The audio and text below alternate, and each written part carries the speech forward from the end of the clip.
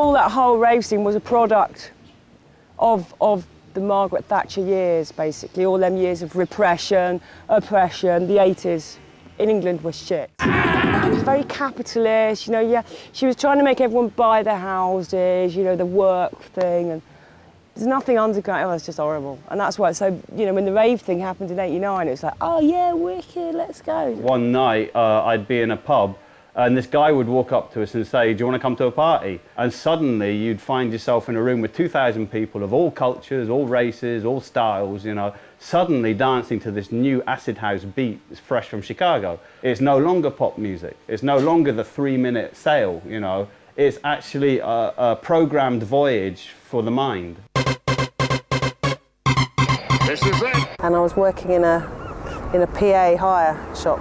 So each week, people would come in and hiring their amps and PAs and stuff, and I would hear about all these different parties going on. And for me, the ideal rave is like outside with a really big rig and all your friends on the dance floor. That is for me.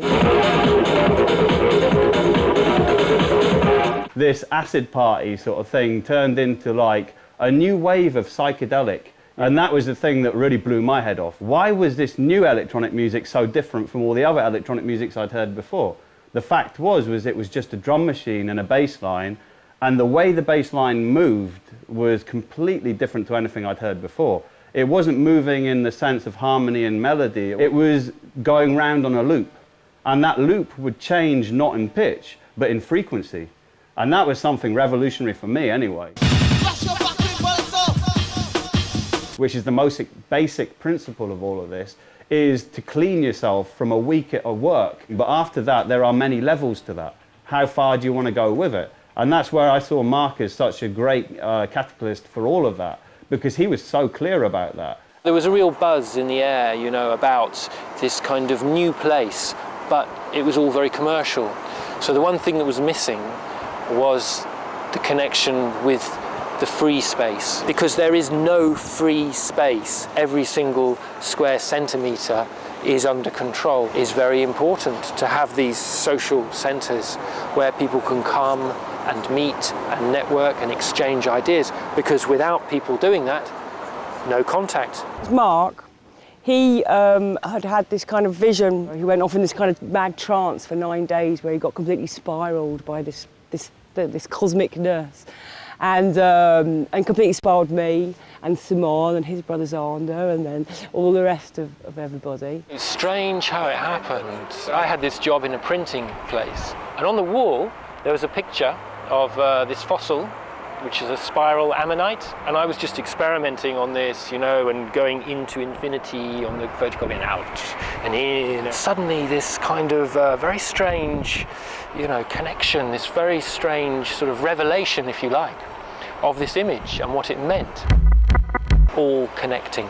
The spiral, the perfect image to connect through all points. Got a small sound system together and we began to put parties on. And then after that, it was all, it was rave on, basically.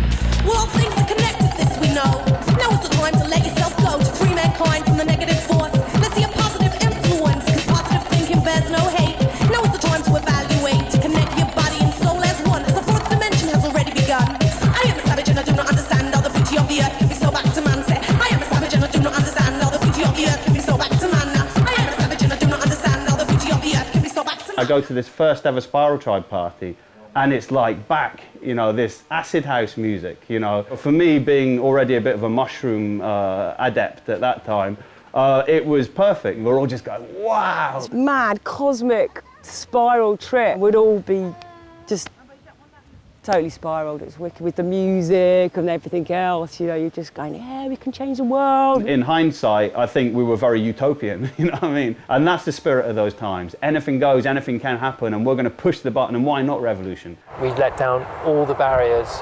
We allowed it to have its own life. That was kind of difficult, you can imagine, but incredible at the same time. It was a very hard life, living on the road, doing the parties continually. Each individual person starts to realise that it's less important to get caught on the material, and it's less important to get the career and the job and all these kind of things, and much more important to discover what you are. Just being free in thinking and dancing. The first one was Longstock.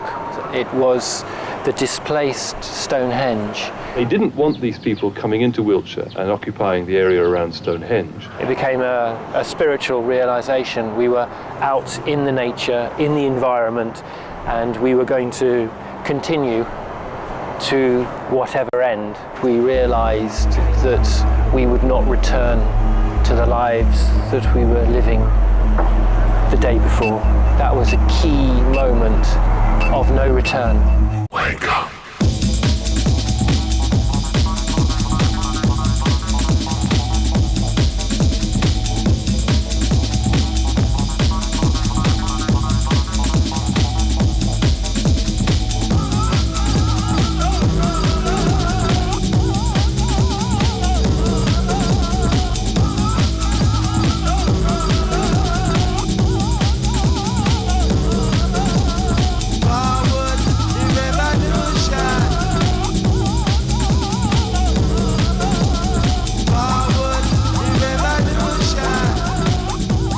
Breach the Peace. Yeah. But I think the video for that was kind of just a compilation of, you know, festivals and parties and people and stuff. There was, with Forward the Revolution, there was, it's had a bit of a more of a direction, and we wanted to kind of have the tribe, and we had a minibus, and we just drove around all these places in London and just filmed people. I suppose when I wrote the lyrics, I didn't think about writing them, they just came. And it all kind of happened. I think the first bit, I kind of stole a bit from American Indian writing. You know, all things are connected. All things are connected, this we know. Now is the time to let yourself grow. To free mankind from the negative force. Let's see a positive influence. Our brothers and sisters alike, that two share a planet. Sometimes I think of the lyrics now and they kind of mean more to me now than they did then. But I definitely had a kind of conflict because Spiral Tribe was faceless, and all of a sudden there was a voice on the record, and I felt quite uncomfortable with the attention that brought, because I felt it was going against the facelessness and ego.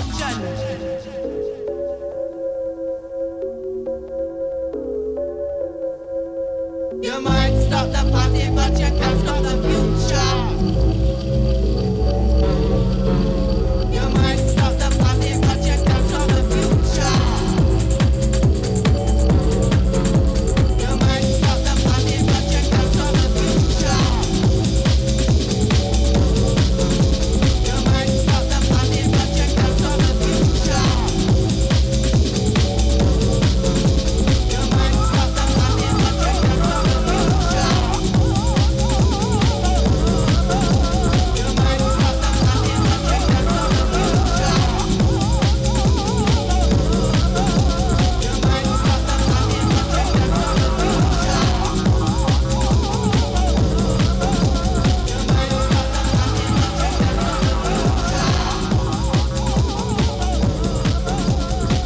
Because we were politically aware, we didn't want to get trapped by politics. Because if you fight politics with politics, it's fighting fire with fire. Is on the way. The best way to combat this was in a creative sense. Me, I was doing backdrops. Whole crew of people who'd spent I don't know how much time painting the walls and making these little, each room was a different vibe. We had quite a strong graphic that we worked hard at stickering London.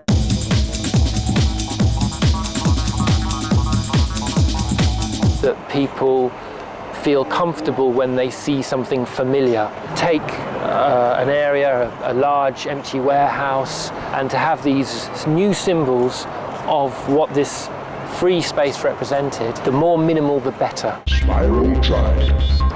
When you then saw the symbol again, it represented that. The message is in the music. And if it was successful, it represented that free space. Fucking noise, you know? And the name Spiral Tribe was kind of resonating around parties. And as I say, it just started from doing really small little squatted events that just became massive, huge, totally illegal parties with the police following us all around the countryside every weekend. And that ended up in Castle Moor, where we all got arrested. We got a telephone call from Bedlam. What you doing, hiding in the forest, blah, blah, blah. So we jumped back in the buses and got in the trucks. We had a party there for a few days. We were surrounded by these police. You hear this signal? And they attacked us. It was meant to shake you up, to disturb you psychologically. See what they're doing to us! As well as physically. So we left from here. We were chased by a police helicopter out. And all the travellers and everybody just being chased around the country by the police. It turned out that there was a conspiracy to stop Spiral Tribe doing what they were doing. Has the operation gone as you expected? Yes, I think so. The chief superintendent pulled me aside on the steps. This person's not allowed to talk to me, and he just whispered in my ear. He said, I want you to understand this is nothing to do with us. This is a political stitch-up. They took the sound system, they took the trucks, they took everything we owned. Seeing policemen waving and smiling, you know, it was a little bit sinister, really. We were charged with conspiracy. I mean, after they arrested us, we were 2 weeks on the steps of the police station, and we had a protest. 2 years that court case went on. It was one of the biggest court cases in this country ever. The jury found us innocent, all of us innocent of any crime. What had we done? We just turned up at a party.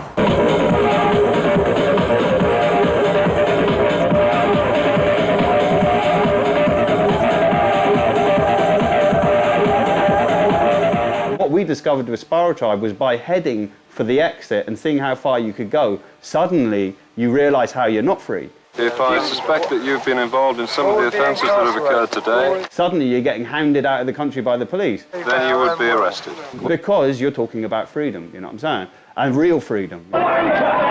Sometimes the worst thing that happens to you in life gives you the biggest revelation. Repression is one of the motors of life, isn't it? You know what I mean? And this is how do we react to that? That's why if you live in a comfortable existence, you're less likely to feel that repression, which means you're less likely to move. 3 of us were living in my van, which is like this big, and then we had a little truck that was about this big, and we had all the rig in that, and then someone would like either live under the cab or in the cab. We were feeling, yeah, this music is so powerful, it's so amazing. You know, let's just take it as far as we can, let's just take it to as many places as we can. And then it all just kind of like took off. J'ai rencontré à Berlin tout cela.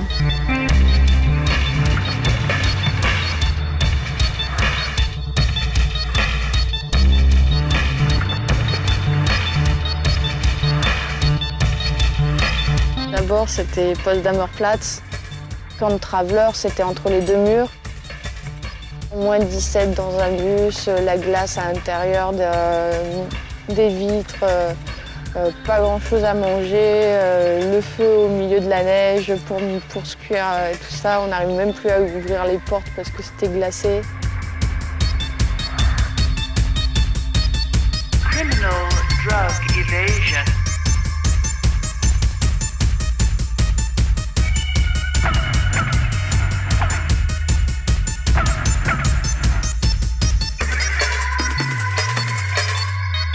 Criminal drug evasion.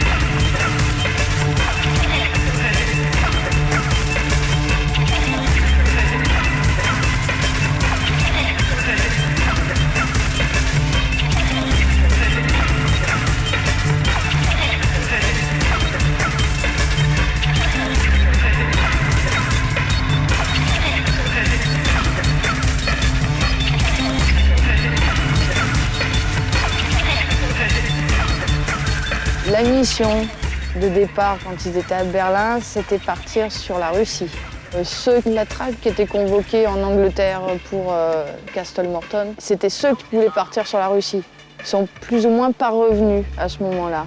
Et nous, pendant ce temps-là, on s'est organisé partir sur la Tchécoslovaquie et faire le premier technival en Tchèque. 250 km, 5 jours.